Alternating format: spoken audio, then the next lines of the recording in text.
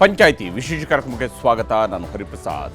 ದಿನದ ಪ್ರಮುಖ ಸುದ್ದಿಗಳ ನಿಖರ ವರದಿ, ಯಾವುದೇ ಪಕ್ಷಪಾತವಿಲ್ಲದ ನೇರ ಮಾತು, ನಿಮ್ಮನ್ನು ದಾರಿ ತಪ್ಪಿಸದ ವಿಶ್ವಾಸಾರ್ಹ ವಿಶ್ಲೇಷಣೆ. ಇದುವೇ ನ್ಯೂಸ್ 18ನ ಪಂಚಾಯಿತಿ. ಒಂದು ಕೊಲೆ ಮತ್ತು ಅದರ ಸುತ್ತಲೂ ನಡೆಯುವಂತಹ ರಾಜಕಾರಣ, ಇವೆರಡರ ಒಟ್ಟು ಪರಿಣಾಮವೇ ಗೊಂದಲ ಮತ್ತು ಅನುಮಾನ. ಯಾರ ಮೇಲೆ ಬೇಕಿದ್ರೂ ಅನುಮಾನ ಶುರುವಾಗುತ್ತೆ. ಸದ್ಯಕ್ಕೆ ಸುಹಾಸ್ ಶೆಟ್ಟಿ ಕೊಲೆ ಕೇಸ್ನಲ್ಲಿ ಆರೋಪಿಗಳು ಮತ್ತು ಅವರ ಬೆನ್ನಿಗೆ ನಿಂತವರ ಹುಡುಕಾಟದಲ್ಲಿ ಪೊಲೀಸರು ನಿರತರಾಗಿದ್ದಾರೆ. ಮತ್ತೊಂದೆಡೆ ರಾಜಕೀಯ ನಾಯಕರು ಮಾತ್ರ ಮಾತಿನಲ್ಲೇ ತನಿಖೆಯನ್ನು ಮುಗಿಸುವ ಹಂತಕ್ಕೆ ಬಂದು ನಿಂತಿದ್ದಾರೆ. ಇದುವೇ ಇವತ್ತಿನ ಪಂಚಾಯಿತಿಯ ಮೊದಲ ಸುದ್ದಿ. ರೌಡಿಯಾದರೆ ಕೊಲ್ಬೇಕಾ? ಸುಹಾಸ್ ಶೆಟ್ಟಿ ಹಂತಕರ ದಾಳಿಗೆ ತುತ್ತಾಗಿ ಪ್ರಾಣ ಬಿಟ್ಟಿದ್ದಾನೆ. ನಡು ರಸ್ತೆಯಲ್ಲಿ ಹಂತಕರು ಲಾಂಗ್ ಮಚ್ಚುಗಳನ್ನು ಬೀಸಿ ಕೊಲೆ ಮಾಡಿ ಪರಾರಿಯಾಗಿದ್ದಾರೆ. ಈಗ ಒಂದ್ ಕಡೆಯಿಂದ ಬಿಜೆಪಿ ನಾಯಕರು ಆತ ಹಿಂದೂ ಕಾರ್ಯಕರ್ತ, ಕಾಂಗ್ರೆಸ್ ಸರ್ಕಾರ ಇದ್ದಾಗ ಹಿಂದೂ ಕಾರ್ಯಕರ್ತರ ಕಗ್ಗೊಲೆ ಆಗ್ತಾನೆ ಇರುತ್ತೆ ಅಂತ ಸಿಕ್ಕಿದ್ದೇ ಚಾನ್ಸ್ ಅನ್ನುವ ರೀತಿಯಲ್ಲಿ ಆರೋಪ ಮಾಡಿಕೊಂಡು ಓಡಾಡ್ತಾ ಇದ್ದಾರೆ. ಇತ್ತ ಕಾಂಗ್ರೆಸ್ನವರು ಅವನು ರೌಡಿ ಶೀಟರ್, ಅವನ ಮೇಲೆ 2 ಕೊಲೆ ಕೇಸಿತ್ತು, ಅದರಲ್ಲಿ ಒಬ್ಬ ಹಿಂದೂ, ಇನ್ನೊಬ್ಬ ಮುಸ್ಲಿಂನನ್ನು ಕೊಂದಿದ್ದ, ರೌಡಿ ಶೀಟರ್ ಆಗಿದ್ದ, ಹಾಗಾಗಿ ಅವನನ್ನು ರೌಡಿ ಅಂತ ಕರೆಯದೆ ಇನ್ನೇನು ಕರಿಬೇಕು ಅಂತೆಲ್ಲ ಹೇಳ್ತಾ ಸಮಜಾಯಿಷಿ ಕೊಡ್ತಾ ಓಡಾಡ್ತಿದ್ದಾರೆ. ಹಾಗಿದ್ರೆ ರೌಡಿ ಶೀಟರ್ ಅಂದಾಕ್ಷಣ ನಡು ರಸ್ತೆಯಲ್ಲಿ ಕೊಂದು ಹಾಕಬೇಕು ಅಂತೇನಾದರೂ ಕಾನೂನು ಇದೆಯಾ? ರೌಡಿ ಶೀಟರ್ ಅಂತ ಪೊಲೀಸರು ಪರಿಗಣಿಸುವುದು ಅವರ ಮೇಲೆ ನಿಗಾ ಇಟ್ಟು ಅಪರಾಧಿ ಚಟುವಟಿಕೆಗಳಲ್ಲಿ ಭಾಗಿಯಾಗದಂತೆ ನೋಡಿಕೊಳ್ಳೋದ್ರ ಸಲುವಾಗಿ. ಈಗ ರೌಡಿ ಶೀಟರ್, ರೌಡಿ ಅಂತೆಲ್ಲ ಹೇಳ್ತಿರುವವರು ಕೊಲೆಯನ್ನು ಹಾಗಾದರೆ ಸಮರ್ಥಿಸ್ಕೊಳ್ತಾ ಇದ್ದಾರೆ. ಇಲ್ಲಿ ಆದಿಲ್ನ ಪಾತ್ರ ಏನು? ಫಾಜಿಲ್ನ ಸಹೋದರ ಇಲ್ಲಿ ಹಣ ಕೊಟ್ಟಿದ್ದಾನೆ ಅನ್ನೋಂಥ ಆರೋಪ ಇದೆಯಲ್ಲ, ಯಾವ ಕಾರಣಕ್ಕೆ ಕೊಟ್ಟ? ಹಾಗಾದ್ರೆ ಅದು ಪ್ರತೀಕಾರ ಅಲ್ಲದೆ ಕೊಟ್ಟನ? ಕೇವಲ ವೈಯಕ್ತಿಕ ದ್ವೇಷದ ಕಾರಣಕ್ಕೆ ಕೊಟ್ಟನ? ಏನು ವೈಯಕ್ತಿಕ ದ್ವೇಷ ಅನ್ನೋಂಥ ಪ್ರತೀಕಾರ ಇಲ್ಲದಿದ್ದರೆ ವೈಯಕ್ತಿಕ ದ್ವೇಷ ಹೇಗಿರುತ್ತೆ? ಹಾಗೆಯೇ ಈ ಕೊಲೆ ಆಗ್ತಿದ್ದಂತೆಯೇ ಇದು ಹಿಂದುತ್ವದ ವಿಚಾರದಲ್ಲಿ ಆಗಿರೋ ಕೊಲೆ, ಹಿಂದುತ್ವಕ್ಕಾಗಿ ಬಲಿ ಅಂತೆಲ್ಲ ಹೇಳ್ತಿರುವಂಥ ಬಿಜೆಪಿ ನಾಯಕರು ಇದರ ಮೂಲಕ ಕರಾವಳಿಯಲ್ಲಿ ತಮ್ಮ ಹಿಂದುತ್ವದ ಅಜೆಂಡಾವನ್ನು ಗಟ್ಟಿಗೊಳಿಸುವ ಪ್ರಯತ್ನಕ್ಕೆ ಮಾತ್ರ ಆದ್ಯತೆ ಕೊಡ್ತಾ ಇರುವಂತೆ ಭಾಸವಾಗ್ತದೆ. ಬಿಜೆಪಿ ಸರ್ಕಾರದ ರಾಜ್ಯದಲ್ಲಿ ಆಡಳಿತ ನಡೆಸ್ತಾ ಇದ್ದಾಗಲೂ ಕೂಡ ಕರಾವಳಿಯಲ್ಲಿ ಪ್ರವೀಣ್ ನೆಟ್ಟಾರು ಕೊಲೆಯಾಗಿತ್ತು. ಅದನ್ನು ಖುದ್ದು ಆಗ ತಮ್ಮದೇ ಕಾರ್ಯಕರ್ತರ ಮುಂದೆ ಕಾರ್ ಅಲ್ಲಾಡಿಸ್ಕೊಂಡಿದ್ರಲ್ಲ ಅವತ್ತಿನ ಬಿಜೆಪಿ ರಾಜ್ಯಾಧ್ಯಕ್ಷ ನಳಿನ್ ಕುಮಾರ್ ಕಟೀಲ್, ಅವರು ಕೂಡ ಈಗ ಮರೆತಂತೆ ಕಾಣ್ತಾ ಇದೆ. ಈಗ ಈ ಕೊಲೆಯ ಸುತ್ತಲೂ ಕೂಡ, ಅಂದರೆ ಸುಹಾಸ್ ಶೆಟ್ಟಿಯ ಕೊಲೆಯ ಸುತ್ತಲೂ ಕೂಡ ನಡೀತಾ ಇರುವಂತಹ ರಾಜಕೀಯದ ಮಾತುಗಳು ಹೀಗೆಲ್ಲ ಸಾಗಿವೆ, ಪೊಲೀಸರ ತನಿಖೆ ಯಾವ ದಿಕ್ಕಿನಲ್ಲಿ ನಡೀತಾ ಇದೆ ಅನ್ನೋದನ್ನು ಒಂದು ವಿವರವಾದಂತಹ ವರದಿಯ ಮೂಲಕವಾಗಿ ನಿಮಗೆ ತೋರಿಸ್ತೀನಿ ಇವತ್ತಿನ ಪಂಚಾಯಿತಿಯ ಮೊದಲ ಸುದ್ದಿಯಲ್ಲಿ. ರೌಡಿಯಾದರೆ ಕೊಲ್ಲಬೇಕಾ ಅಂತೇಳಿ. ಇನ್ನು ಇವತ್ತಿನ ಪಂಚಾಯಿತಿಯ 2ನೇ ಸುದ್ದಿ, ಪಾಕಿಸ್ತಾನದ ಪ್ರಾಣ ಭಿಕ್ಷೆ. ಪಹಲ್ಗಾಮ್ನಲ್ಲಿ ನಡೆದಿರುವಂತಹ ಅಮಾಯಕರ ಹತ್ಯೆಯ ನಂತರ ಪಾಕಿಸ್ತಾನ ಅಲ್ಲಾಡು ಹೋಗಿದೆ. 26 ಮಂದಿ ಪ್ರವಾಸಿಗರನ್ನು, 25 ಮಂದಿ ಪ್ರವಾಸಿಗರು ಮತ್ತು ಒಬ್ಬ ಸ್ಥಳೀಯರನ್ನು ಉಗ್ರರು ಕೊಂದು ಹಾಕಿದರು. ಅದಾದ ನಂತರ ಭಾರತ ರಾಜತಾಂತ್ರಿಕ ಯುದ್ಧದ ಮೂಲಕವಾಗಿಯೇ ಪಾಕಿಸ್ತಾನದ ಉಸಿರುಗಟ್ಟಿಸುವಂತಹ ಪ್ರಯತ್ನದಲ್ಲಿ ಬಹುತೇಕ ಯಶಸ್ವಿಯಾಗಿದೆ. ಪಹಲ್ಗಾಮ್ ದಾಳಿಯ ನಂತರ ಪಾಕಿಸ್ತಾನ ಈಗ ಪ್ರಪಂಚದ ದೇಶಗಳ ಮುಂದೆ ಪ್ರಾಣ ಭಿಕ್ಷೆಯನ್ನು ಕೇಳಿಕೊಳ್ತಾ ಇದೆ. ನಮ್ಮನ್ನು ಭಾರತದಿಂದ ರಕ್ಷಿಸಿ, ಭಾರತದ ಯುದ್ಧೋನ್ಮಾದವನ್ನು ತಡೆಯಿರಿ ಅಂತೆಲ್ಲ ಅವರು ಅಂಗಾಲಾಗ್ತಾ ಇದ್ದಾರೆ. ಭಾರತದ ಕಡೆಯಿಂದ ಮತ್ತಷ್ಟು ತೀವ್ರಗತಿಯಲ್ಲಿ ಶತ್ರು ರಾಷ್ಟ್ರವನ್ನು ಮಟ್ಟ ಹಾಕುವಂತಹ ಪ್ರಯತ್ನ ಕೂಡ ಸಾಗಿದೆ. ಪ್ರತೀಕಾರಕ್ಕೆ ಪಣ ತೊಟ್ಟಿರುವಂತಹ ಭಾರತ ಈ ಬಾರಿ ಪಾಕಿಸ್ತಾನಕ್ಕೆ ಸರಿಯಾದ ಬುದ್ಧಿ ಕಲಿಸುವಂತಹ ಹಂತದಲ್ಲಿದ್ದು, ಗಡಿಯಲ್ಲಿ ಯಾವೆಲ್ಲ ಬೆಳವಣಿಗೆಗಳು ನಡೀತಿವೆ ಅನ್ನೋದನ್ನು ಕೂಡ ನಿಮಗೆ ವಿವರವಾಗಿ ಹೇಳ್ತಾ ಹೋಗ್ತೀನಿ. ಈಗ ಮೊದಲ ಸುದ್ದಿಯ ಕಡೆಗೆ ಹೋಗೋಣ. ರೌಡಿ ಆದರೆ ಕೊಲ್ಲಬೇಕಾ ಅಂತೇಳಿ. ಇಲ್ಲಿ ಸುಹಾಸ್ ಶೆಟ್ಟಿ ರೌಡಿ ಶೀಟರ್ ಆಗಿದ್ದ, ಹೌದು. ಆತನನ್ನು ರೌಡಿ ಎಂದು ಕರಿಬೇಕಿತ್ತು, ಹೌದು. ಆತ ಹಿಂದುತ್ವದ ಸಂಘಟನೆಗೆ ಸೇರಿದಂತಹ ಸಂಘಟನೆಗಳಲ್ಲಿ ಆತ ಸದಸ್ಯನಾಗಿದ್ದ, ಅದರ ಕಾರ್ಯಕರ್ತನಾಗಿದ್ದ ಅನ್ನುವಂಥದ್ದು ಕೂಡ ಹೌದು. ಹೀಗಿರುವಾಗ ತಮಗೆ ಬೇಕಾದ ರೀತಿಯಲ್ಲಿ ಮಾತ್ರ ಆತನನ್ನು ಬಿಂಬಿಸುವಂತಹ ಪ್ರಯತ್ನವನ್ನು ಎರಡೂ ರಾಜಕೀಯ ಪಕ್ಷಗಳವರು ಮಾಡ್ತಾ ಇದ್ದಾರೆ. ಕಾಂಗ್ರೆಸ್ನವರು ಮತ್ತು ಬಿಜೆಪಿಯವರು ಇಬ್ಬರೂ ಕೂಡ ಇದರಲ್ಲಿ ವ್ಯತ್ಯಾಸವಾಗಿ ಉಳಿದಿಲ್ಲ. ಇವರಿಗೆ ಆತ ರೌಡಿಯಾಗಿ ಮಾತ್ರ ಫಸ್ಟ್ ಪ್ರಿಫರೆನ್ಸ್ ಇದೆ, ಬಿಜೆಪಿಯವರಿಗೆ ಆತ ಹಿಂದುತ್ವದ ಕಾರ್ಯಕರ್ತ ಅನ್ನುವಂತಹ ಕಾರಣಕ್ಕಾಗಿ ಮಾತ್ರ ಫಸ್ಟ್ ಪ್ರಿಫರೆನ್ಸ್ ಇರುವಂಥದ್ದು ಸ್ಪಷ್ಟವಾಗಿದೆ. ಆದರೆ ಇದರ ಸುತ್ತಲೂ ನಡೀತಾ ಇರುವಂತಹ ರಾಜಕೀಯದ ಮಾತು, ನಂತರ ಮತ್ತೊಂದು ಕಡೆಯಲ್ಲಿ ಪೊಲೀಸರು ನಡೆಸ್ತಾ ಇರುವಂತಹ ತನಿಖೆ, ರವಿನ ವರದಿ ನಿಮಗೆ ತೋರಿಸ್ತೀನಿ.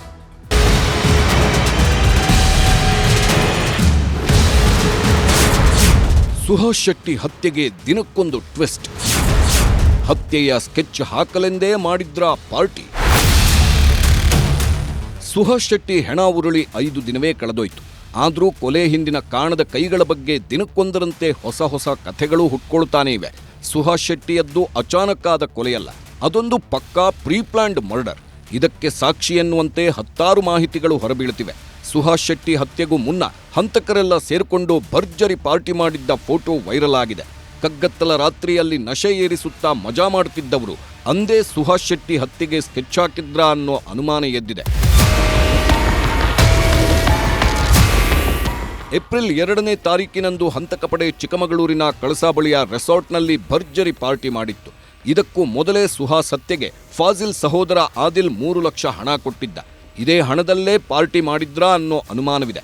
ಯಾಕಂದ್ರೆ ರೆಸಾರ್ಟ್ ಪಾರ್ಟಿಯಲ್ಲಿ ಆರೋಪಿ ಮುಜಾಮಿಲ್, ನಿಯಾಜ್ ಹಾಗೂ ರಂಜಿತ್ ಭಾಗಿಯಾಗಿದ್ದಾರೆ. ಈ ಮೂವರ ಜೊತೆ ಇನ್ನೂ 5 ಕಾಣಿಸಿಕೊಂಡಿದ್ದಾರೆ.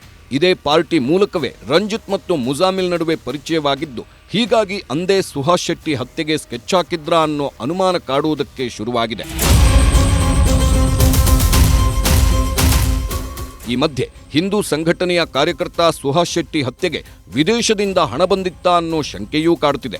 ಯಾಕಂದ್ರೆ ಕರಾವಳಿಯ ರಕ್ತದೋಕುಳಿ ಹಿಂದೆ ಹಲವಾರು ಕಾಣದ ಕೈಗಳ ಕೈವಾಡ ಇದ್ದಂತಿದೆ. ಇದೇ ಕಾರಣಕ್ಕೆ ವಿವಿಧ ಬ್ಯಾಂಕ್ ಖಾತೆಗಳ ಪರಿಶೀಲನೆಗೆ ಪೊಲೀಸರು ಮುಂದಾಗಿದ್ದಾರೆ. ಸುಹಾಸ್ ಹತ್ಯೆಗೆ ಪಕ್ಕಾ ಪ್ಲಾನ್ ಮಾಡಿದ್ದ ಸಫ್ವಾನ್ ಹಣದ ನೆರವಿಗಾಗಿ ಅನೇಕರನ್ನ ಸಂಪರ್ಕ ಮಾಡಿದ್ದನಂತೆ. ಕೊಲೆಗೂ ಮೊದಲೇ ಜೈಲ್, ಬೇಲ್ ವಿಚಾರದಲ್ಲಿ ನೆರವಿಗೆ ಸಹಾಯ ಮಾಡಿ ಅಂತ ಹಲವರ ಬಳಿ ಕೈಚಾಚಿದ್ದ. ಅಷ್ಟೇ ಅಲ್ಲದೆ ಸುಹಾಸ್ ಕೊಲೆ ಮಾಡಿ ಸರೆಂಡರ್ ಆಗುವ ಬಗ್ಗೆಯೂ ಮೊದಲೇ ಚರ್ಚೆ ಮಾಡಿದ್ರು. ಹೀಗಾಗಿಯೇ ಬರೋಬ್ಬರಿ 3 ತಿಂಗಳಿಂದ ಎಲ್ಲಾ ರೀತಿಯ ಬ್ಲೂ ಪ್ರಿಂಟ್ ರೆಡಿ ಮಾಡಿಕೊಂಡಿದ್ರು. ಫಾಜಿಲ್ ಸಹೋದರ ಆದಿಲ್ ಕೂಡ ಅಡ್ವಾನ್ಸ್ ಅಂತ ಹಂತಕರ ಕೈಗೆ 3 ಲಕ್ಷ ಹಣ ಕೊಟ್ಟಿದ್ದಂತೆ. ಇದರ ಹಿಂದೆ ಅಂತಾರಾಷ್ಟ್ರೀಯ ಮಟ್ಟದ ಕೈವಾಡ ಕೂಡ ಇರಬಹುದು ಅಂತಕ್ಕಂಥದ್ದು ಇತ್ತೀಚಿನ ದಿನಗಳಲ್ಲಿ ಗೊತ್ತಾಗ್ತಾ ಇರ್ತಕ್ಕಂಥ ಸುದ್ದಿ. ಸೊ ನಾವು ಈಗಾಗಲೇ ಇದರ ಬಗ್ಗೆ ಸರ್ಕಾರವನ್ನು, ಗೃಹ ಸಚಿವರನ್ನು ಒತ್ತಾಯ ಮಾಡಿದ್ವಿ. ಇದನ್ನು NIA ಕೊಡಬೇಕು ಅಂತೇಳಿ, ರಾಷ್ಟ್ರೀಯ ತನಿಖಾ ದಳದ ಕಡೆಯಿಂದ ಆಗಬೇಕು ಅಂತೇಳಿ. ಅವರಿಗೆ ಅಷ್ಟು ಧೈರ್ಯ ಬರ್ತದೆ ಅಂತ ಹೇಳಿದ್ರೆ ಇದು ಹೊರ ರಾಜ್ಯ ಮತ್ತು ಹೊರ ರಾಷ್ಟ್ರಗಳಿಂದ ಕುಮ್ಮಕ್ಕಿದೆ. ನೋಡಿ, ಈಗಾಗಲೇ ಅದರಲ್ಲಿ ಬಂದಿರತಕ್ಕಂಥದ್ದು ಫಾಜಿಲ್ನ ತಮ್ಮ ಫಂಡಿಂಗ್ ಮಾಡಿದ್ದಾನೆ, ಸರ್ಕಾರ ಕೊಟ್ಟ ಹಣವನ್ನೇ ಉಪಯೋಗ ಮಾಡಿದ್ದಾನೆ ಅಂತ ಇದು ಪೂರ್ಣ ತನಿಖೆ ಆಗಲಿ. ಎರಡನೇದು ರೌಡಿ ಲಿಸ್ಟ್ ಅಂತ ಹಾಕಿದರೆ ಇವರು ಗೃಹ ಸಚಿವರು ಹೇಳಿದರೆ, ಇವು ಸರ್ಕಾರದಲ್ಲಿರುವ ಎಲ್ಲ ಮಂತ್ರಿಗಳು ಅದೇ ಅಂತ ಹೇಳಬೇಕಾದಿತ್ತು. ಎಲ್ಲರೂ ಜೈಲಿಗೆ ಹೋಗಿ ಬಂದವರೇ ಇರೋದು ಜಾಸ್ತಿ. ಎಲ್ಲರ ಮೇಲೂ ಕೇಸುಗಳಿದ್ದಾವೆ. ಸಿದ್ದರಾಮಣ್ಣಯಿಂದ ಹಿಡಿದು DKC ಇಂದ ಹಿಡಿದು ಎಲ್ಲರೂ ಎಷ್ಟೆಷ್ಟು ಕೇಸ್ ಇದೆ ಹುಡುಕಲಿ. ಇವರು ಎಲ್ಲರೂ ರೌಡಿಗಳ, ಅದಕ್ಕೆ ಉತ್ತರ ಕೊಡಲಿ ಅವರು. ಇಲ್ಲ, ಅದೆಲ್ಲ ತನಿಖೆ ಆದಮೇಲೆ ತಾನೇ ಗೊತ್ತಾಗುತ್ತೆ. ಒಬ್ಬೊಬ್ಬರು ಒಂದೊಂದು ಹೇಳಿಕೆಗಳನ್ನು ಕೊಡ್ತಾ ಇದ್ದಾರೆ. ಅದರ ಬಗ್ಗೆ ತನಿಖೆ ಸಂಪೂರ್ಣ ಆದಮೇಲೆ ಇವೆಲ್ಲವೂ ಕೂಡ ಹೊರಗಡೆ ಬರುತ್ತೆ. ಇನ್ನು ಸುಹಾಸ್ ಶೆಟ್ಟಿಯ ಚಲನವಲನದ ಮೇಲೆ ಹಲವು ದಿನಗಳಿಂದ ಸಫ್ವಾನ್ ಮತ್ತವನ ಗ್ಯಾಂಗ್ ನಿಗಾ ಇಟ್ಟಿತ್ತು ಅನ್ನುವುದು ತನಿಖೆಯ ವೇಳೆ ಗೊತ್ತಾಗಿದೆ. ಸುಹಾಸ್ ಶೆಟ್ಟಿ ಕಾರಲ್ಲಿ ಬರೋದನ್ನ ಹೇಳಿದ್ದ ಅಜರುದ್ದೀನ್. ಹೌದು, ಸಫ್ವಾನ್ ಗ್ಯಾಂಗ್ ಎಷ್ಟರ ಮಟ್ಟಿಗೆ ಸುಹಾಸ್ ಶೆಟ್ಟಿಯ ಮೇಲೆ ಕಣ್ಣಿಟ್ಟಿತ್ತು ಎಂದ್ರೆ ಆತನ ಪ್ರತಿ ಚಲನವಲನದ ಮೇಲೂ ಹಂತಕರ ಕಣ್ಣಿತ್ತು. ಸುಹಾಸ್ ಎಲ್ಲಿದ್ದಾನೆ, ಯಾರ ಜೊತೆಗಿದ್ದಾನೆ, ಅವನ ಕಾರಲ್ಲಿ ಯಾರೆಲ್ಲ ಪ್ರಯಾಣಿಸುತ್ತಿದ್ದಾರೆ, ಆತ ಎಷ್ಟೊತ್ತಿಗೆ ಏಕಾಂಗಿಯಾಗಿ ಬರುತ್ತಾನೆ ಅನ್ನೋದರ ಬಗ್ಗೆ ಕೊಲೆಗೆ 15 ದಿನಕ್ಕಿಂತ ಮೊದಲೇ ಸಫ್ವಾನ್ನ ಗ್ಯಾಂಗ್ ಕಣ್ಣಿಟ್ಟಿತ್ತು. ಇದೇ ಕಾರಣಕ್ಕೆ ಸಫ್ವಾನ್ನ ಸ್ನೇಹಿತ ಅಜರುದ್ದೀನ್ ಎಂಬಾತ ಸುಹಾಸ್ ಶೆಟ್ಟಿಯನ್ನ ಫಾಲೋ ಮಾಡುತ್ತಿದ್ದ. ಸುಹಾಸ್ ಕೊಲೆಯಾದ ದಿನ ಆತ ಏಕಾಂಗಿಯಾಗಿ ಬಜ್ಪೆ ಕಡೆಗೆ ಕಾರಲ್ಲಿ ಬರುತ್ತಿದ್ದಾನೆ ಎಂಬುದರ ಬಗ್ಗೆಯೂ ಹಂತಕರ ಗ್ಯಾಂಗ್ಗೆ ಇದೇ ಅಜರುದ್ದೀನ್ ಮಾಹಿತಿ ನೀಡಿದ್ದ ಎನ್ನುವುದನ್ನ ತನಿಖೆಯ ವೇಳೆ ಆರೋಪಿಗಳು ಬಾಯ್ಬಿಟ್ಟಿದ್ದಾರೆ. ಆದರೆ ಸುಹಾಸ್ ಕೊಲೆಯಾದ ನಂತರ ಅಜರುದ್ದೀನ್ ತಲೆಮರೆಸಿಕೊಂಡಿದ್ದು ಹಂತಕರ ತಂಡದ ಮಾಹಿತಿದಾರನನ್ನ ಹಿಡಿಯಲು ಪೊಲೀಸರು ಬಲೆ ಬೀಸಿದ್ದಾರೆ. ಸುಹಾಸ್ ಹತ್ಯೆಯಲ್ಲಿ ಪೊಲೀಸ್ ಕಾನ್ಸ್ಟೇಬಲ್ ಕೈವಾಡ. ಸುಹಾಸ್ ಶೆಟ್ಟಿ ಹತ್ಯೆಯಲ್ಲಿ 10 ಜನರ ಹೆಸರುಗಳು ಕೇಳಿಬರುತ್ತಿವೆ. ಈಗ ಬಜ್ಪೆ ಪೊಲೀಸ್ ಕಾನ್ಸ್ಟೇಬಲ್ ರಶೀದ್ ಕೈವಾಡ ಇದೆ ಅಂತ ಹಿಂದೂ ಜಾಗರಣ ವೇದಿಕೆ ಮುಖಂಡ KT ಉಲ್ಲಾಸ್ ಹೊಸ ಬಾಂಬ್ ಹಾಕಿದ್ದಾರೆ. ಪೊಲೀಸ್ ಪೇದೆ ರಶೀದ್ ಸುಹಾಸ್ಗೆ ತುಂಬಾ ಕಿರುಕುಳ ನೀಡುತ್ತಿದ್ದನಂತೆ. ಈ ಬಗ್ಗೆ ತಮ್ಮ ಸ್ನೇಹಿತರ ಬಳಿ ಸುಹಾಸ್ ಹೇಳ್ಕೊಂಡಿದ್ದಂತೆ. ಅಷ್ಟೇ ಅಲ್ಲ, ಸುಹಾಸ್ ಹತ್ಯೆಯಾದ ದಿನ ಸುಹಾಸ್ ಬಳಿ ಯಾವುದೇ ಮಾರಕಾಸ್ತ್ರ ಇಲ್ಲ ಅನ್ನೋದರ ಮಾಹಿತಿಯನ್ನ ಕಾನ್ಸ್ಟೇಬಲೇ ಹಂತಕರಿಗೆ ನೀಡಿದ್ದು ಅಂತ ಆರೋಪ ಮಾಡಿದ್ದಾರೆ. ಅಂದರೆ 3 ದಿವಸದ ಹಿಂದೆ ಅವರ ಹತ್ರ ಇದ್ದಂತ ಟೂಲ್ಸ್ ಅನ್ನ ಪೊಲೀಸ್ನವ್ರು ತೆಗೆಸ್ತಾರೆ. ಈ ಕೃತ್ಯ ಆಗ್ಬೇಕಾದ್ರೆ, ಕೊಲೆ ಆಗ್ಬೇಕಾದ್ರೆ ಇವ್ರ ಹತ್ರ ಯಾವುದೇ ಆಯುಧಗಳಿರೋಲ್ಲ ಅಂತಂದ್ರೆ ಇವ್ರ ಹತ್ರ ಆಯುಧ ಇಲ್ಲ ಅನ್ನುವಂಥದ್ದನ್ನ ಮಾಹಿತಿಯನ್ನ ಅವರು ಕೊಟ್ಟಿರುವ ಸಾಧ್ಯತೆ ಇದೆ. ಹಾಗಾಗಿ ರಶೀದ್ ಅನ್ನುವಂಥವರನ್ನ ತನಿಖೆಗೊಳಪಡಿಸಿದ್ರೆ ಈ ಸತ್ಯ ಬಹಿರಂಗ ಆಗ್ಬೋದು ಅಂತ ಅನಿಸುತ್ತೆ. ಹಾಗಾಗಿ ಅವರ ಹೆಸರನ್ನು ಉಲ್ಲೇಖ ಮಾಡಿ. ಇನ್ನೊಂದೆಡೆ ಸುಹಾಸ್ ಹತ್ಯೆ ಬೆನ್ನಲ್ಲೇ ಹಲವು ಹಿಂದೂ ಮುಖಂಡರಿಗೆ ಜೀವ ಬೆದರಿಕೆ ಬರುವುದಕ್ಕೆ ಶುರುವಾಗಿದೆ. ಬಜರಂಗ್ ದಳದ ಮುಖಂಡ ಭರತ್ ಕುಂಡೇಲ್, VHP ಮುಖಂಡ ಶರಣ್ ಪಂಪ್ವೆಲ್ಗೆ ಕೊಲೆ ಬೆದರಿಕೆ ಹಾಕಲಾಗಿದೆ. ನಿಮ್ಮ ಈ ಹೆದರಿಕೆಗೆ ಅಥವಾ ನಿಮ್ಮ ಕೊಲೆ ಬೆದರಿಕೆಗೆ ಬಗ್ಗುವಂಥವರು, ಕುಗ್ಗುವಂಥವರು ನಾವಲ್ಲ. ನಾವು ಅದೇ ಕಾರ್ಯಕ್ಕೋಸ್ಕರ ಹಿಂದೂ ಸಂಘಟನೆಯಲ್ಲಿ ಇವತ್ತು ಕೆಲಸ ಮಾಡ್ತೇವೆ. ನಾನು ಮಾತ್ರ ಅಲ್ಲ, ನನ್ನಂತ 100 ಕಾರ್ಯಕರ್ತರು ಕೆಲಸ ಮಾಡ್ತಾ ಇದ್ದಾರೆ. 16 ವರ್ಷಗಳಲ್ಲಿ ನೀವು 10-15 ಜನ ನಮ್ಮ ಹಿಂದೂ ಕಾರ್ಯಕರ್ತರನ್ನು ಹತ್ಯೆ ಮಾಡಿದ್ದೀರಿ. ಆದರೂ ಇಲ್ಲಿ ಹಿಂದುತ್ವದ ಕಾರ್ಯ ಮುಂದೆ ನಿಲ್ಲಿಲ್ಲ. ಹಿಂದುತ್ವ ಕಾರ್ಯ ಇದೇ ರೀತಿ ನಡೀತಲೇ ಇರುತ್ತೆ. ನೀವು ಯಾವ ರೀತಿಯ ಬೆದರಿಕೆ ಆಗಿ ಯಾರನ್ನೂ ಹತ್ಯೆ ಮಾಡಿ, ಹಿಂದುತ್ವದ ಕೆಲಸ ಕರಾವಳಿ ಭಾಗದಲ್ಲಂತೂ ಕಡಿಮೆ ಆಗಲ್ಲ. ಈ ಎಲ್ಲ ಬೆಳವಣಿಗೆಗಳ ಮಧ್ಯೆಯೇ ಸುಹಾಸ್ ಕೊಲೆ ವಿಚಾರವಾಗಿ ರಾಜಕೀಯ ಕೆಸರೆರಚಾಟವೂ ಜೋರಾಗಿದೆ. ಸುಹಾಸ್ ಶೆಟ್ಟಿ ರೌಡಿಯೋ, ಹಿಂದೂ ಸಂಘಟನೆಯ ಕಾರ್ಯಕರ್ತನೋ ಎಂಬ ಜಟಾಪಟಿ ಜೋರಾಗಿದೆ. ಕಳೆದ 2 ವರ್ಷಗಳಿಂದ ಸುಹಾಸ್ ಮೇಲೆ ಯಾವುದೇ ಕೇಸ್ ಇರಲಿಲ್ಲ ಎಂದು ನಳಿನ್ ಕುಮಾರ್ ಕಟೀಲ್ ಹೇಳುತ್ತಿದ್ರೆ, ಕಾನೂನು ಪ್ರಕಾರ ಒಮ್ಮೆ ರೌಡಿ ಶೀಟರ್ ಹಾಕಿದ ಮೇಲೆ ರೌಡಿ ಅನ್ನದೇ ಬೇರೆ ಹೇಗೆ ಕರೆಯಲು ಸಾಧ್ಯ ಎಂದು ಗೃಹ ಸಚಿವ ಡಾಕ್ಟರ್ ಜಿ ಪರಮೇಶ್ವರ್ ಪ್ರಶ್ನಿಸಿದ್ದಾರೆ. ಇದರ ನಡುವೆ ಕರಾವಳಿ ಜಿಲ್ಲೆಗಳಲ್ಲಿ ತಾವು ನಡೆಸುವ ಅನೈತಿಕ ಚಟುವಟಿಕೆಗಳಿಂದ ರಕ್ಷಣೆ ಪಡೆಯಲು ಕೆಲವರು ಧರ್ಮದ ಹೆಸರು ದುರುಪಯೋಗ ಮಾಡಿಕೊಳ್ಳುತ್ತಿದ್ದಾರೆ ಎಂದು ದಕ್ಷಿಣ ಕನ್ನಡದ ಉಸ್ತುವಾರಿ ಸಚಿವ ದಿನೇಶ್ ಗುಂಡೂರಾವ್ ಗಂಭೀರ ಆರೋಪ ಮಾಡಿದ್ದಾರೆ. ಆದರೆ ಇದಕ್ಕೆ ತಿರುಗೇಟು ನೀಡಿರುವ ಕೇಂದ್ರ ಸಚಿವೆ ಶೋಭಾ ಕರಂದ್ಲಾಜೆ, ನಾನೂ ಕೂಡ ಹಿಂದೂ, ನನ್ನ ಮೇಲೆಯೂ ನಿಮ್ಮ ಸರ್ಕಾರ ಕೇಸ್ ಹಾಕುತ್ತಾ ಎಂದು ಕಿಡಿಕಾರಿದ್ದಾರೆ. ಈ ಥರ ಒಂದು ರೌಡಿ ಶೀಟರ್ಸು, ಕ್ರಿಮಿನಲ್ ಎಲಿಮೆಂಟ್ಸು ಇವರೆಲ್ಲರೂ ಕೂಡ ಇಂಥ ಸಂಘಟನೆಗಳು ಸೇರಿಕೊಂಡಿದ್ದಾರೆ. ಯಾಕೆಂತ ಹೇಳಿದ್ರೆ ಅಲ್ಲಿ ಅವ್ರಿಗೆ ದಂಧೆ ಮಾಡೋದಕ್ಕೆ ಏನೋ ಈ ಸ್ಯಾಂಡ್ ಮಾಫಿಯಾ, ಬೆಟ್ಟಿಂಗ್ ಮಾಫಿಯಾ, ಮಟ್ಕ ಎಲ್ಲ ಈ ಥರ ಎಲ್ಲ ಇಂಥ ಒಂದು ಕೆಲಸಗಳಲ್ಲಿ ಇಂಥ ಜನ ಸೇರಿಕೊಂಡಿದ್ದಾರೆ. ಅವ್ರಿಗೇನಂತ ಹೇಳಿದ್ರೆ ಧರ್ಮದ ಹೆಸರು ಉಪಯೋಗಿಸ್ಕೊಂಡು ಈ ಒಂದು ಏನು ಅನೈತಿಕ ಚಟುವಟಿಕೆ ಮಾಡೋದಕ್ಕೆ ಒಂದು ರಕ್ಷಣೆ. ಈಗ ರೌಡಿ ಶೀಟ್ರು ಸುಹಾಸ್ ಶೆಟ್ಟಿ ಇಬ್ಬರನ್ನು ಮರ್ಡರ್ ಮಾಡಿದ್ದಾನೆ, ಒಬ್ಬ ಹಿಂದೂನ್ ಮರ್ಡರ್ ಮಾಡಿದ್ದಾನೆ, ಒಬ್ಬ ಮುಸ್ಲಿಂ ಮರ್ಡರ್ ಮಾಡಿದ್ದಾನೆ ಅಂತ ಆರೋಪಿಯಾಗಿದ್ದಾನೆ. ಸೊ ಅದನ್ನು ಯಾರೂ ಮಾತಾಡೋದಿಲ್ಲ. ನಾನು ಭಾರತೀಯ ಜನತಾ ಪಾರ್ಟಿ ಅನ್ನುವ ಮೊದಲು ನಾನು ಹಿಂದೂ ಸಂಘಟನೆಯ ಕಾರ್ಯಕರ್ತೆ, ನಾನು RSS ಕಾರ್ಯಕರ್ತೆ, ನಾನು VHP ಕಾರ್ಯಕರ್ತೆ, ನಾನು ಹಿಂದೂ ಸೇವಾ ಪ್ರತಿಷ್ಠಾನದ ಕಾರ್ಯಕರ್ತೆ. ಅದಾದ ಮೇಲೆ ನಾನು BJP. ನೀವು ಕೇಸ್ ಹಾಕಿ, ನಿಮಗೆ ತಾಕತ್ತಿದ್ರೆ ನೀವು ಕೇಸ್ ಹಾಕಬೇಕು. ರೌಡಿ ಶೀಟರ್ ಅಂತ ಹೇಳಿ ಆ ಕ್ಯಾಟಗರಿಯಲ್ಲಿ ಪೊಲೀಸಲ್ಲಿ ರಿಜಿಸ್ಟರ್ ಆಗಿದ್ದರೆ ಅವ್ರನ್ನ ಕರಿಬೋದಲ್ಲ. ಅವ್ರನ್ನ ಕರೆಯೋದು ಯಾವ ಪಾರ್ಟಿಗಾದರೂ ಇರಲಿ, ಅವ್ರ ಮೇಲೆ ಕೇಸಸ್ ಇದ್ದು ಆ ಸೆಕ್ಷನ್ ಇದ್ದರೆ, ರೌಡಿ ಶೀಟರ್ ಸೆಕ್ಷನ್ ಇದ್ದರೆ ಕರಿಬೋದು, ಯಾರನ್ನ ಬೇಕಾದ್ರೂ ಕರಿಬೋದು. ಕಾನೂನೇ ಕರೀತಾ ಇದೆ ಅಂದಾಗ ನೀವು ಕರೆಯೋಕ್ಕೇನು? ನೋಡಿ, ಒಂದು ಕೇಸ್ ಅವನ ಮೇಲೆ ಆದಾಗ, ಪೊಲೀಸ್ ಇಲಾಖೆ ಇಂಥ ಕೊಲೆಗಳಾದಾಗ, 2-3 ಘಟನೆಗಳಾದಾಗ ಅವ್ರ ಮೇಲೆ ಹಾಕ್ತಾರೆ. ಈಗ ಆದರೆ ಇಲ್ಲಿರ್ತಕ್ಕಂಥದ್ದು ರೌಡಿ ಶೀಟರ್ ಅನ್ನತಕ್ಕಂಥ ಪ್ರಶ್ನೆ ಅಲ್ಲ. ಅವಾಗ ಕಳೆದ 2 ವರ್ಷಗಳಿಂದ ಯಾವುದೇ ಕೇಸ್ಗಳಿಲ್ಲ. ಆ ನಂತರ ಮಾಡಿರ್ತಕ್ಕಂಥ ಘಟನೆಗಳೆಲ್ಲ ಯಾವುದೇ ಇದರಲ್ಲಿ ಸಿಕ್ಕೊಳ್ಳಿಲ್ಲ. ಅಂಥದ್ದು ಯಾವುದಾದ್ರೂ ಇದ್ದರೆ ನ್ಯಾಯಾಲಯದಲ್ಲಿದೆ, ಆ ನ್ಯಾಯಾಲಯ ತೀರ್ಮಾನ ಮಾಡಬೇಕಿತ್ತು. ಅದನ್ನು ಗೃಹ ಸಚಿವರು ತೀರ್ಮಾನ ಮಾಡಲಿಕ್ಕೆ, ಗೃಹ ಸಚಿವರು ಯಾರು, ನ್ಯಾಯಾಲಯದ ಮುಂದಿದೆ ಆ ಕೇಸು. ಅಂದಹಾಗೆ ಸುಹಾಸ್ ಶೆಟ್ಟಿಯ ವಿರುದ್ಧ 2020 ನಂತರ 2 ಕೊಲೆ ಕೇಸ್ಗಳು ದಾಖಲಾಗಿದ್ದವು. ಅಲ್ಲದೆ 2020ರಲ್ಲೇ ಸುಹಾಸ್ ವಿರುದ್ಧ ರೌಡಿ ಶೀಟ್ ಓಪನ್ ಮಾಡಲಾಗಿತ್ತು.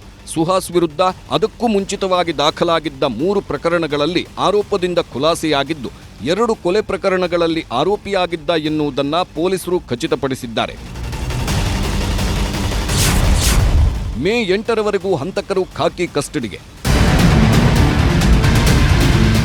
ಒಂದು ಕಡೆ ರಾಜಕೀಯ ಆರೋಪ ಪ್ರತ್ಯಾರೋಪಗಳು ತೀವ್ರಗೊಳ್ಳುತ್ತಿದ್ದರೆ, ಮತ್ತೊಂದು ಕಡೆ ಪೊಲೀಸರು ತಮ್ಮ ಪಾಡಿಗೆ ತನಿಖೆ ತೀವ್ರಗೊಳಿಸಿದ್ದಾರೆ.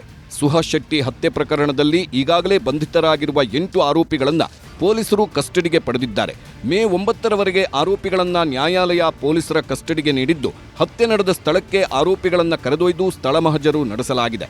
ಇನ್ನು ಈ ಕೊಲೆ ಪ್ರಕರಣದಲ್ಲಿ ಕೇವಲ 8 ಜನ ಮಾತ್ರವಲ್ಲ, ಒಟ್ಟು 20ಕ್ಕೂ ಹೆಚ್ಚು ಆರೋಪಿಗಳು ಭಾಗಿಯಾದ ಶಂಕೆ ಇದೆ. ಹೀಗಾಗಿ ಉಳಿದ ಆರೋಪಿಗಳ ಪತ್ತೆಗೆ ಪೊಲೀಸರು ಬಲೆ ಬೀಸಿದ್ದಾರೆ. ಒಟ್ನಲ್ಲಿ ಸುಹಾಸ್ ಹತ್ಯೆ ಕೇಸ್ಗೆ ದಿನಕ್ಕೊಂದು ಟ್ವಿಸ್ಟ್ ಸಿಕ್ತಿದ್ದು, ಕರಾವಳಿ ಬೂದಿ ಮುಚ್ಚಿದ ಕೆಂಡದಂತಾಗಿರುವುದು ಸುಳ್ಳಲ್ಲ. Bureau report, news 18. ಹೀಗೆ ಕರಾವಳಿ ನಡೆಯುವಂತಹ ಕೊಲೆಗಳಲ್ಲಿ ಬಹಳ ಮುಖ್ಯವಾಗಿ ಪರಿಗಣನೆಗೆ ಬರ್ತಾ ಇರುವಂಥದ್ದು ಧರ್ಮದ ವಿಚಾರವೂ ಕೂಡ ಇಲ್ಲಿ ಬಹಳ ಮುಖ್ಯ ಆಗುತ್ತೆ. ಧರ್ಮದ ಕಾರಣಕ್ಕಾಗಿಯೇ ಕೊಲೆ ಆಗಿದೆ ಅನ್ನುವಂಥ ಆ್ಯಂಗಲಲ್ಲೂ ಕೂಡ ತನಿಖೆ ನಡೆಯಬೇಕಿಲ್ಲ ಅಂತೇಳಿ ಅಲ್ಲ, ಅಂದರೆ ಕೋಮು ಕಾರಣಕ್ಕಾಗಿಯೇ ನಡೆದಿರುವಂತಹ ಪ್ರತೀಕಾರದ ಕೊಲೆಯ ಇದು ಅನ್ನೋದು ತನಿಖೆ ಆಗಬೇಕು. ಹಾಗೆಯೇ ವೈಯಕ್ತಿಕ ಜಿದ್ದಾಜಿದ್ದಿಯ ಕೊಲೆಯ ಯಾವ ಕಾರಣಕ್ಕೆ ಹಾಗಾದರೆ ವೈಯಕ್ತಿಕ ಜಿದ್ದಾಜಿದ್ದಿ ಇತ್ತು, ಇಬ್ಬರು ಹಿಂದೂ ಹುಡುಗರನ್ನು ಇಲ್ಲಿ ಈ ಕೊಲೆಯಲ್ಲಿ ಭಾಗಿಯಾಗಿದ್ದಾರಲ್ಲ, ಅವರು ಯಾವ ಕಾರಣಕ್ಕಾಗಿ ಈ ಗ್ಯಾಂಗ್ನ ಜೊತೆಗೆ ಸೇರಿಕೊಂಡಿದ್ರು, ಅಥವಾ ಇದು ತೋರಿಕೆಗೆ ಬೇಕಾಗಿ ಈಗ BJP ಆಪಾದನೆ ಮಾಡ್ತಿದ್ದಾರಲ್ಲ, ಆ ರೀತಿಯಿಂದ ತೋರಿಕೆಗಾಗಿ ಅವ್ರನ್ನ ಗ್ಯಾಂಗ್ಗೆ ಸೇರಿಸ್ಕೊಂಡು ಕೊಲೆಯನ್ನು ಮಾಡಲಾಗಿದೆ. ಎಲ್ಲ ನಿಟ್ಟಿನಲ್ಲೂ ಕೂಡ ತನಿಖೆ ಆಗಲೇಬೇಕು. ಇಲ್ಲಿ ಹಿಂದೂ ಹಿಂದೂಗಳ ಕೊಲೆ ಆದಂತಹ ಸಂದರ್ಭದಲ್ಲಿ ಹಿಂದೂ ಹುಡುಗರ ಕೊಲೆ ಆದಂತಹ ಸಂದರ್ಭದಲ್ಲಿ BJPಯವರು ಅದರ ಪರವಾಗಿ ಮಾತನಾಡುವಂಥದ್ದು, ಮುಸ್ಲಿಂ ಹುಡುಗರು ಕೊಲೆಯಾದಂತಹ ಸಂದರ್ಭಗಳಲ್ಲಿ ಕಾಂಗ್ರೆಸ್ನವರು ಅದರ ಪರವಾಗಿ ಮಾತನಾಡೋದ್ರಿಂದ ಇದಕ್ಕೆ ಪರಿಹಾರ ಸಿಗೋದಿಲ್ಲ ಅನ್ನೋದು ಕೂಡ ಅಷ್ಟೇ ಖಚಿತವಾಗಿ ನಾವು ಅರ್ಥ ಮಾಡ್ಕೊಳ್ಬೇಕಾಗಿರುತ್ತೆ. ಇಲ್ಲಿ ವಿಚಾರ ಇರುವಂಥದ್ದು ಸಮಗ್ರವಾದಂಥ ತನಿಖೆ ಆಗಲೇಬೇಕು. ಆ ಮೂಲಕವಾಗಿ ಇಂತಹ ಕೊಲೆಗಳು ನಿಲ್ಲಬೇಕು, ಆ ಪ್ರಯತ್ನವನ್ನು ಮಾಡಬೇಕು. ರೌಡಿ ಶೀಟರ್ ಅಂತ ಹೇಳಿದ ತಕ್ಷಣ ಆತ ಕೊಲ್ಲೋದಕ್ಕೆ ಇರುವಂತಹ ವ್ಯಕ್ತಿ ಅಂತೇಳಿ ಅಲ್ಲ. ರೌಡಿ ಶೀಟರ್ ಮೇಲೆ ಹೌದು ಆತನಿಗೂ ಕೂಡ ಜೀವ ಭಯ ಇರುತ್ತೆ, ಅದರ ಮೇಲೆ ಜೀವಕ್ಕೆ ಥ್ರೆಟ್ ಇರುತ್ತೆ. ಅದನ್ನು ಆ ನಿಟ್ಟಿನಲ್ಲೂ ಕೂಡ ಯೋಚನೆಯನ್ನು ಮಾಡಬೇಕಾಗಿರುವಂಥ ಅವಶ್ಯಕತೆಗಳು ಇದ್ದೇ ಇದೆ. ಇನ್ನು ಎರಡನೇ ಸುದ್ದಿ ಕಡೆಗೆ ಹೋಗೋಣ. ಪಾಕಿಸ್ತಾನ ಪ್ರಾಣ ಭಿಕ್ಷೆಯನ್ನು ಕೇಳ್ತಾ ಇದೆ. ಯಾಕೆಂದರೆ ಪಾಕಿಸ್ತಾನಕ್ಕೆ ಒಂದಾದ ಮೇಲೆ ಒಂದು ದೇಶದ ಸಹಾಯವನ್ನು ಕೇಳ್ತಾ ಹೋಗಿದೆ.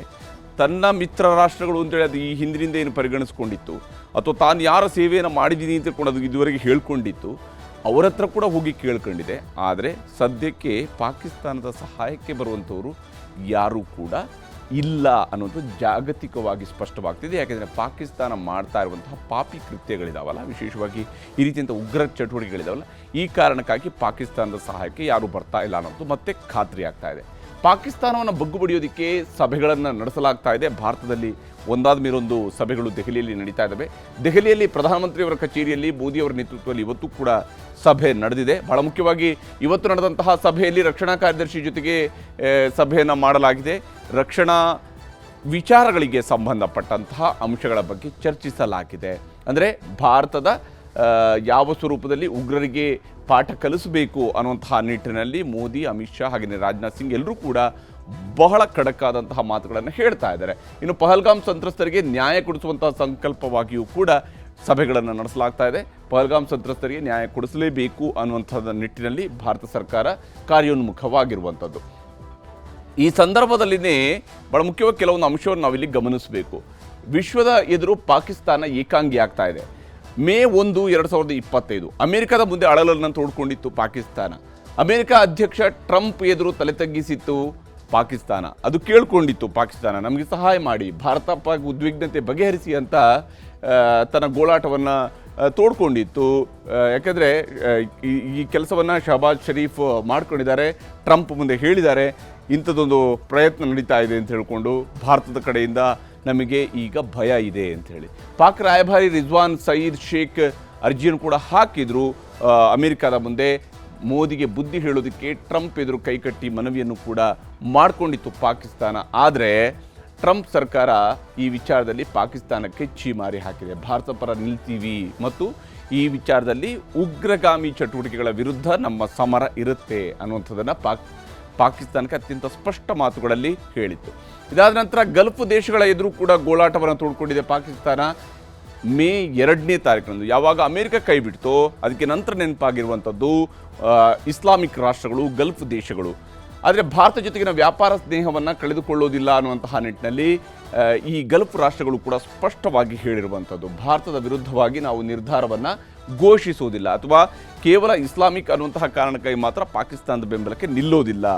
ಎಲ್ಲಿದ್ರೂ ಕೂಡ ಉಗ್ರವಾದ ಒಳ್ಳೆಯದಲ್ಲ ಅಂತ ಹೇಳಿ ಮೋದಿ ಸರ್ಕಾರದ ಹತ್ತಿರ ನೀವೇ ಮಾತುಕತೆಯನ್ನು ನಡೆಸಿ ಅಂತೇಳಿ ಪಾಕಿಸ್ತಾನವನ್ನು ಹೇಳಿ ಕಳಿಸಿದ್ದಾರೆ. ಸೌದಿ, ಕತಾರ್, ಅರಬ್ ಜೊತೆಗಿನ ಟರ್ಕಿಯೂ ಕೂಡ ಸೈಲೆಂಟ್ ಆಗಿದೆ. ಆದರೆ ಟರ್ಕಿ ಒಂದಿಷ್ಟು ಸ್ವರೂಪದಲ್ಲಿ ಪಾಕಿಸ್ತಾನದ ಬೆಂಬಲಕ್ಕೆ ನಿಂತಂತೆ ಭಾಸವಾಗ್ತಾ ಇದೆ. ಆ ಪ್ರಯತ್ನ ಟರ್ಕಿಯಿಂದ ನಡೀತಾ ಇದೆ. ಯಾಕಂದರೆ ಟರ್ಕಿ ಅಧ್ಯಕ್ಷ ಈ ರೀತಿಯಾದ ನಿಲುವುಗಳನ್ನು ಹೊಂದಿರುವಂಥದ್ದು.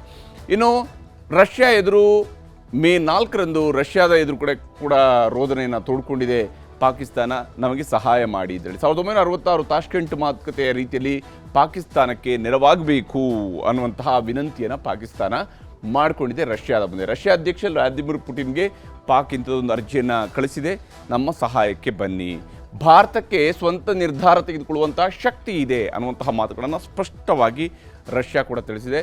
ಐ ಆಮ್ ವಿತ್ ಮೋದಿ ಅಂತ ಹೇಳಿ ರಷ್ಯಾ ದೇಶ ಕೂಡ ವಾಪಸ್ ಕಳಿಸಿದೆ. ಪಾಕಿಸ್ತಾನದ ಇಂತಹ ಬೇಡಿಕೆಗಳಿಗೆ ಅವರು ಸೊಪ್ಪು ಹಾಕುವಂಥ ಕೆಲಸವನ್ನು ಮಾಡಿಲ್ಲ ಅಂತ ಹೇಳಿ. ಹೀಗೆ ಒಂದಾದ ಮೇಲೊಂದು ರಾಷ್ಟ್ರದ ಮುಂದೆ ಕೈಕಟ್ಟಿ ತನ್ನ ಗೋಳಾಟವನ್ನು ಹೇಳ್ಕೊಂಡಿರ್ತಕ್ಕಂತಹ ಪಾಕಿಸ್ತಾನ ಸದ್ಯಕ್ಕೆ ಜಾಗತಿಕ ಮಟ್ಟದಲ್ಲಿ ಏಕಾಂಗಿಯಾಗಿದೆ. ಇನ್ನು ಇವತ್ತು ಅಂದರೆ ಮೇ 5ನೇ ತಾರೀಕಿನಂದು ಮೋದಿ ಮತ್ತು ಪುಟಿನ್ ನಡುವೆ ಮಾತುಕತೆ ಕೂಡ ನಡೆದಿದೆ. 26 ಜನ ಅಮಾಯಕರನ್ನು ಕೊಂದಿದ್ದನ್ನು ಯಾರೂ ಕೂಡ ಸಹಿಸೋದಿಲ್ಲ ಅಂಥೇಳಿ ವ್ಲಾದಿಮಿರ್ ಪುಟಿನ್ ಮೋದಿಯವರಿಗೆ ಕರೆ ಮಾಡಿ ಮಾತನಾಡಿದ್ದಾರೆ. ಅಪರಾಧಿಗಳನ್ನು ಶಿಕ್ಷಿಸಿ ಮೃತರ ಕುಟುಂಬಕ್ಕೆ ನ್ಯಾಯವನ್ನು ಕೊಡಿಸುವಂತಹ ಕೆಲಸವನ್ನು ಮಾಡಿ, ಯಾರು ಅಪರಾಧಿಗಳಿದ್ರು ಕೂಡ ಅವ್ರನ್ನ ಶಿಕ್ಷೆಗೆ ಒಳಪಡಿಸಬೇಕು. ಉಗ್ರರು ಮತ್ತು ಉಗ್ರರನ್ನು ಬೆಳೆಸುವಂಥವರು ವಿಶ್ವಕ್ಕೆ ಅಪಾಯಕಾರಿ ಅನ್ನುವಂತಹ ಮಾತುಗಳನ್ನು ಸ್ಪಷ್ಟವಾಗಿ ರಷ್ಯಾ ಭಾರತಕ್ಕೆ ಕಮ್ಯುನಿಕೇಟ್ ಮಾಡಿದೆ. ಉಗ್ರರ ವಿರುದ್ಧದ ನಿಮ್ಮ ಹೋರಾಟಕ್ಕೆ ಸದಾ ಜೊತೆಯಲ್ಲಿ ನಿಲ್ತೀವಿ, ಅಂದರೆ ಟೆರರಿಸಂ ವಿರುದ್ಧ ಎಲ್ಲ ದೇಶಗಳು ಕೂಡ ಇವತ್ತು ಒಕ್ಕೊರಲಿನಿಂದ ಮಾತನಾಡ್ತಾ ಇದ್ದಾವೆ. ಇದರಲ್ಲಿ ಯಾವುದೇ ರೀತಿಯಿಂದ ಭಿನ್ನಾಭಿಪ್ರಾಯ ಯಾವ ರಾಷ್ಟ್ರಗಳ ನಡುವೆಯೂ ಕೂಡ ಇಲ್ಲ. ಭಾರತದಲ್ಲಿ ನಡೀತಾ ಇರುವಂತಹ ಇಂತಹ ಕೃತ್ಯಗಳು ಇದು ಉಗ್ರಗಾಮಿ ಕೃತ್ಯಗಳು ಅನ್ನುವಂಥದ್ದನ್ನು ಜಗತ್ತು ಪರಿಗಣಿಸಿದೆ ಮತ್ತು ಅದನ್ನು ಜಗತ್ತು ಒಪ್ಪಿಕೊಂಡಿದೆ ಇವಾಗ. ಹೀಗಾಗಿ ಪ್ರಧಾನಿ ಮೋದಿಗೆ ಫೋನ್ ಮೂಲಕ ಪುಟಿನ್ ಬೆಂಬಲವನ್ನು ಸೂಚಿಸಿದ್ದಾರೆ. ನೀವು ಈ ಕ್ರಮಗಳನ್ನು ಕೈಗೊಳ್ಳಿ, ಯಾರು ಉಗ್ರರು ಇಂತಹ ಕೃತ್ಯ ಎಸಗಿದಾರೋ ಅಂಥ ಉಗ್ರರನ್ನು ಶಿಕ್ಷೆಗೆ ಗುರಿಪಡಿಸಿ ಅಂತ ಹೇಳಿದೆ. ಯಾಕೆಂದರೆ ಭಾರತಕ್ಕೆ ಗೊತ್ತಿದೆ ಆ ಉಗ್ರರ ತವರು ಮನೆ ಎಲ್ಲಿದೆ ಅಂತ ಹೇಳಿ. ಇನ್ನು ಗ್ರೀಸ್ನಲ್ಲಿ ನಡೆದಂತಹ ವಿಶ್ವಸಂಸ್ಥೆಯ ಭದ್ರತಾ ಮಂಡಳಿ ಸಭೆಯಲ್ಲೂ ಕೂಡ ಪಾಕಿಸ್ತಾನಕ್ಕೆ ಮುಖಭಂಗ ಆಗಿದೆ. ಪಾಕಿಸ್ತಾನ ಈ ವಿಶ್ವಸಂಸ್ಥೆಯ ಭದ್ರತಾ ಮಂಡಳಿಯ ಮುಂದೆಯೂ ಕೂಡ ಅವಲತ್ತುಕೊಂಡಿತ್ತು. ಭಾರತದ ಯುದ್ಧೋನ್ಮಾದಕ್ಕೆ ಕಡಿವಾಣವನ್ನು ಹಾಕಿ ಅಂತೇಳಿ ಪಾಕಿಸ್ತಾನ ಮನವಿ ಮಾಡ್ಕೊಂಡಿತ್ತು. ವಿಶ್ವ ವೇದಿಕೆಯಲ್ಲೂ ಕೂಡ ಆ ಪ್ರಯತ್ನವನ್ನು ಮಾಡಿತ್ತು. ಎರಡು ದೇಶಗಳ ವಿವಾದಕ್ಕಿಂತ ಉಗ್ರವಾದವನ್ನು ನಿಲ್ಲಿಸಬೇಕು ಅನ್ನುವ ಮಾತುಗಳನ್ನು UNSC ಸ್ಪಷ್ಟವಾಗಿ ಹೇಳಿದೆ. ಭಾರತದ್ದು ಶಾಂತಿಯುತ ಕಾನೂನಾತ್ಮಕ ನಿರ್ಧಾರಗಳು, ಭಾರತ ತೆಗೆದುಕೊಳ್ಳುವಂತಹ ನಿರ್ಧಾರಗಳು ಶಾಂತಿಯುತ ಮತ್ತು ಕಾನೂನಾತ್ಮಕವಾಗಿ ಇರ್ತವೆ. UNSC ಸಭೆಯಲ್ಲಿ ಪ್ರಬಲವಾದಂಥ ವಾದವನ್ನು ಭಾರತ ಮಂಡಿಸಿದೆ. ನಮ್ಮ ನಿಲುವು ಏನು, ನಾವು ಯಾವ ಸ್ವರೂಪದಲ್ಲಿ ಶಾಂತಿಪೂರ್ವಕವಾಗಿ ವಿಚಾರಗಳನ್ನು ನೋಡ್ತೀವಿ ಅನ್ನೋದನ್ನು ಕೂಡ ಹೇಳಿದೆ. ಮತ್ತು ನಮ್ಮ ನೆಲಕ್ಕೆ ಬಂದು ನಮ್ಮಲ್ಲಿ ನೆತ್ತರ ಹರಿಸಿದವರನ್ನ ಸುಮ್ಮನೆ ಬಿಡುವಂತಹ ಪ್ರಶ್ನೆಯೂ ಕೂಡ ಇರೋದಿಲ್ಲ ಅನ್ನುವಂಥದ್ದು. ಇಲ್ಲಿ ಪಾಕಿಸ್ತಾನಕ್ಕೆ ಸಾಲವನ್ನು ಕೊಡಿಸುವುದನ್ನು ಕೂಡ ಬಂದ್ ಮಾಡಿಸುವಂತಹ ಪ್ರಯತ್ನಕ್ಕೆ ಈಗ ಭಾರತ ಕೈ ಹಾಕಿದೆ. ಬಹಳ ಮುಖ್ಯವಾಗಿ ಪಾಕಿಸ್ತಾನ ಆಲ್ರೆಡಿ ಬಹಳ ಆರ್ಥಿಕ ಮುಗ್ಗಟ್ಟನ್ನು ಎದುರಿಸ್ತಾ ಇರುವಂತಹ ರಾಷ್ಟ್ರ. ವಿಶ್ವದ ಆರ್ಥಿಕ ನೆರವು ಅದಕ್ಕೆ ಬೇಕಾಗಿರುತ್ತೆ. ಅದರ ವ್ಯಾಪಾರ ವಹಿವಾಟುಗಳು ಕೂಡ ಅತ್ಯಂತ ಕೆಳಮಟ್ಟಕ್ಕೆ ಕುಸಿದು ಹೋಗಿದ್ದಾವೆ. ಕಾರಣ ಉಗ್ರವಾದವನ್ನು ಅದು ಪೋಷಿಸ್ತಾ ಬಂದಿರುವಂಥದ್ದು. ದಿವಾಳಿ ದೇಶಗಳಿಗೆ ಈಗ ಸಾಲಕ್ಕೆ ಮಿತಿ ಹೇರಬೇಕು ಅನ್ನುವಂತಹ ವಾದವನ್ನು ಈಗ ಭಾರತ ಮುಂದಿಡ್ತಾ ಇದೆ. ಯಾವ ರಾಷ್ಟ್ರಗಳು ದಿವಾಳಿ ಆಗ್ತಿದ್ದಾವೋ ಅವ್ರಿಗೆ ಸಾಲವನ್ನು ಕೊಡಬಾರ್ದು, ವರ್ಲ್ಡ್ ಬ್ಯಾಂಕ್ಗಳಿಂದ ಕೂಡ ಸಾಲವನ್ನು ಕೊಡಬಾರ್ದು, ಅದಕ್ಕೂ ಕೂಡ ಒಂದು ಮಿತಿಯನ್ನು ಹಾಕಬೇಕು. ಇಲ್ಲದೆ ಹೋದರೆ ಅವರಿಗೆ ಕೊಡುವಂತಹ ಹಣವನ್ನು ಅವರು ಅನ್ಯ ಕಾರಣಗಳಿಗಾಗಿ ಬಳಸ್ಕೊಳ್ತಾ ಇದ್ದಾರೆ ಅಂತೇಳಿ ಉಗ್ರರನ್ನು ಪೋಷಿಸುವವರಿಗೆ ಸಾಲವನ್ನು ಕೊಡಬಾರ್ದು ಅನ್ನುವಂತಹ ಪ್ರತಿಪಾದನೆಯನ್ನು ಭಾರತ ಅತ್ಯಂತ ಪ್ರಬಲವಾಗಿ ಮಂಡಿಸಿದೆ. ಈಗಾಗಲೇ ಪಾಕಿಸ್ತಾನ ಸಾಬೀತು ಮಾಡ್ಕೊಳ್ತಾ ಇರುವಂಥದ್ದು ಮತ್ತು ಪಾಕಿಸ್ತಾನದ ನಾಯಕರುಗಳು ಒಪ್ಪಿಕೊಂಡಿರುವಂಥದ್ದು. ಬಿಲಾವಲ್ ಭುಟ್ಟೋ ಹೇಳಿರುವಂಥ ಮಾತು, ನಮಗೆ ಒಂದು ಪಾಸ್ಟ್ ಇದೆ, ನಮಗೊಂದು ಭೂತ ಕಾಲ ಇದೆ, ಆ ಸಂದರ್ಭದಲ್ಲಿ ನಾವು ಈ ರೀತಿಯಂಥ ತಪ್ಪುಗಳನ್ನು ಮಾಡಿದ್ದೀವಿ ಅಂತ ಹೇಳಿದ್ದಾರೆ. ವರ್ತಮಾನದಲ್ಲಿ ಅವರು ಒಪ್ಪಿಕೊಳ್ಳದೇ ಇದ್ರೂ ಕೂಡ ತಾವು ಮಾಡಿರುವಂಥ ತಪ್ಪನ್ನು ಒಪ್ಪಿಕೊಂಡಿದ್ದಾರೆ. ಆ ದೇಶದ ರಕ್ಷಣಾ ಸಚಿವರು ಹೇಳ್ಕೊಂಡಿದ್ದಾರೆ, ಹೌದು ನಾವು ವೆಸ್ಟ್ ಕಂಟ್ರೀಸ್ಗಾಗಿ ಪಾಶ್ಚಿಮಾತ್ಯ ರಾಷ್ಟ್ರಗಳಿಗೆ ಬೇಕಾಗಿ ನಾವು ತಪ್ಪು ಮಾಡಿದ್ದೇವೆ ಉಗ್ರರನ್ನು ಪೋಷಿಸಿ ಅನ್ನುವಂಥದ್ದನ್ನು ಹೇಳ್ಕೊಂಡಿದ್ದಾರೆ. ಪಾಕಿಸ್ತಾನಕ್ಕೆ ಹಣಕಾಸಿನ ನೆರವನ್ನು ಕಡಿತಗೊಳಿಸಬೇಕು ಅನ್ನುವಂತಹ ನಿಟ್ಟಲ್ಲಿ ಭಾರತ ಅತ್ಯಂತ ಪ್ರಬಲ ಪ್ರತಿಪಾದನೆಯನ್ನು ವರ್ಲ್ಡ್ ಬ್ಯಾಂಕ್ ಮುಂದೆಯೂ ಕೂಡ ಮಾಡಿರುವಂಥದ್ದು, ಏಷ್ಯಾ ಡೆವಲಪ್ಮೆಂಟ್ ಬ್ಯಾಂಕ್ ಮುಂದೆಯೂ ಕೂಡ ಮಾಡಿದೆ. ಪಾಕಿಸ್ತಾನಕ್ಕೆ ಹಣಕಾಸಿನ ನೆರವನ್ನು ಕಡಿತಗೊಳಿಸಬೇಕು ಅನ್ನೋಂತಹ ಪ್ರತಿಪಾದನೆಯನ್ನು ಮಾಡಿದೆ. ಪಾಕಿಸ್ತಾನವನ್ನು ತಕ್ಷಣವೇ ಕಪ್ಪು ಪಟ್ಟಿಗೆ ಸೇರಿಸಬೇಕು ಅನ್ನೋಂಥದ್ದು ಕೂಡ ಭಾರತದ ವಾದ ಆಗಿದೆ. ಯಾಕೆಂದರೆ ಪಾಕಿಸ್ತಾನ ಈ ಹಂತದಲ್ಲಿ ಮಾಡಿರ್ತಕ್ಕಂತಹ ತಪ್ಪುಗಳನ್ನು ಒಂದು ಒಪ್ಪಿಕೊಳ್ಬೇಕು ಮತ್ತು ಉಗ್ರವಾದವನ್ನು ನಾವು ಯಾವುದೇ ಕಾರಣಕ್ಕಾಗಿ ಕೂಡ ಪೋಷಿಸೋದಿಲ್ಲ ಅನ್ನುವಂಥ ನಿಲುವನ್ನು ಅದು ತಾಳಲೇಬೇಕಾಗಿದೆ. ಭಾರತದ ನಡೆಗೆ ಪತ್ರಗುಟ್ಟಿದೆ ಈಗ ಪಾಕಿಸ್ತಾನ. ಯಾಕೆಂದರೆ ಈಗ ಒಂದಾದ ಮೇಲೆ ಒಂದು ಪೆಟ್ಟುಗಳನ್ನು ಈಗ ಭಾರತದ ಕಡೆಯಿಂದ ಬೀಳ್ತಾ ಹೋದಂಗೆ ಪಾಕಿಸ್ತಾನ ಪತ್ರಗುಟ್ಟು ಹೋಗ್ತಾ ಇರೋದು ಸ್ಪಷ್ಟ ಇದೆ. ತುರ್ತು ಸಂಸತ್ ಅಧಿವೇಶನವನ್ನು ಪಾಕಿಸ್ತಾನದ ಪ್ರಧಾನಮಂತ್ರಿ ಕರೆದಿದ್ದಾರೆ. ಭಾರತದ ಮೇಲಿಂದ ಬರಬಹುದಾಗಿರ್ತಕ್ಕಂಥ ಯಾವುದೇ ರೀತಿಯಾದಂಥ ಆಕ್ರಮಣದ ಸಾಧ್ಯತೆಗಳ ಬಗ್ಗೆಯೂ ಕೂಡ ಅದು ಚರ್ಚೆಯನ್ನು ನಡೆಸೋದಿದೆ. ಮುಂದಿನ ಕ್ರಮಗಳ ಬಗ್ಗೆ ಚರ್ಚಿಸೋದಕ್ಕೆ ಅಧಿವೇಶನವನ್ನು ಕರೆದಿದ್ದಾರೆ. ಭಾರತ ಪ್ರತೀಕಾರವನ್ನು ತೆಗೆದುಕೊಳ್ತಾ ಇದೆ ಅನ್ನೋದು ಪಾಕಿಸ್ತಾನಕ್ಕೆ ಆಲ್ರೆಡಿ ಗೊತ್ತಾಗಿದೆ. ಪ್ರತೀಕಾರದ ಮೊದಲ ಹಂತಗಳು ಈಗಾಗಲೇ ಕಂಪ್ಲೀಟ್ ಆಗಿದ್ದಾವೆ. ಚೀನಾ ರಾಯಭಾರಿಯನ್ನು ಭೇಟಿಯಾಗಿದ್ದಾರೆ ಪಾಕಿಸ್ತಾನದ ಅಧ್ಯಕ್ಷ ಚೀನಾ ರಾಯಭಾರಿಯನ್ನು ಕರೆಸಿಕೊಂಡು ಮಾತುಕತೆಯನ್ನು ನಡೆಸಿದ್ದಾರೆ. ಅಂದರೆ ಚೀನಾದಿಂದ ಯಾವುದಾದ್ರೂ ಸ್ವರೂಪದ ನೆರವು ತನಗೆ ಸಿಗುತ್ತಾ ಅಂತೇಳಿ ಹಾತೊರೆದು ಕುಳಿತಿದೆ ಪಾಕಿಸ್ತಾನ. ಖಂಡಾಂತರ ಕ್ಷಿಪಣಿ ಪ್ರಯೋಗವನ್ನು ಮಾಡಿದೆ ಪಾಕಿಸ್ತಾನ. ಈ ಸಂದರ್ಭದಲ್ಲಿನೇ ಅದು ಖಂಡಾಂತರ ಕ್ಷಿಪಣಿ ಪ್ರಯೋಗ ಮಾಡಿದೆ. ಅದು ಅತ್ಯಂತ ದುರ್ಬಲ ಕ್ಷಿಪಣಿಯನ್ನು ಪ್ರಯೋಗಿಸಿದೆ. ಕೇವಲ 120 ಕಿಲೋಮೀಟರ್ ದೂರದ ದಾಳಿಯನ್ನು ಎದುರಿಸಬಲ್ಲಂತಹ ಕ್ಷಿಪಣಿ ಅದಾಗಿದ್ದು ಭಾರತದ ಜೊತೆಗಿನ ಸಂಘರ್ಷದ ಸಂದರ್ಭಗಳಿಗೆ ಹೋಲಿಕೆ ಮಾಡಿದರೆ ಅತ್ಯಂತ ದುರ್ಬಲ ಅಸ್ತ್ರವನ್ನು ಪಾಕಿಸ್ತಾನ ಇವತ್ತು ಪ್ರಯೋಗ ಮಾಡಿದೆ ಮತ್ತು ಆ ಮೂಲಕವಾಗಿ ಜಾಗತಿಕ ಮಟ್ಟದಲ್ಲಿ ನಗೆಪಾಟಲಿಗೆ ಈಡಾಗ್ತಾ ಇದೆ. ಇನ್ನು LOCಯಲ್ಲಿ ಉಗ್ರರ ಅಡಗುತಾಣಗಳೇ ಇಲ್ಲ ಅನ್ನುವಂತಹ ವಾದವನ್ನು ಮಾಡ್ತಾ ಇದೆ. POKಯಲ್ಲೂ ಕೂಡ ಉಗ್ರರ ಅಡಗುತಾಣಗಳು ಇಲ್ಲ ಅಂಥೇಳಿ ಅದು ವಾದವನ್ನು ಮುಂದಿಡ್ತಾ ಇದೆ. ಅಂತಾರಾಷ್ಟ್ರೀಯ ಮಾಧ್ಯಮಗಳನ್ನು ಕರ್ಕೊಂಡು ಹೋಗಿದೆ ಪಾಕಿಸ್ತಾನ.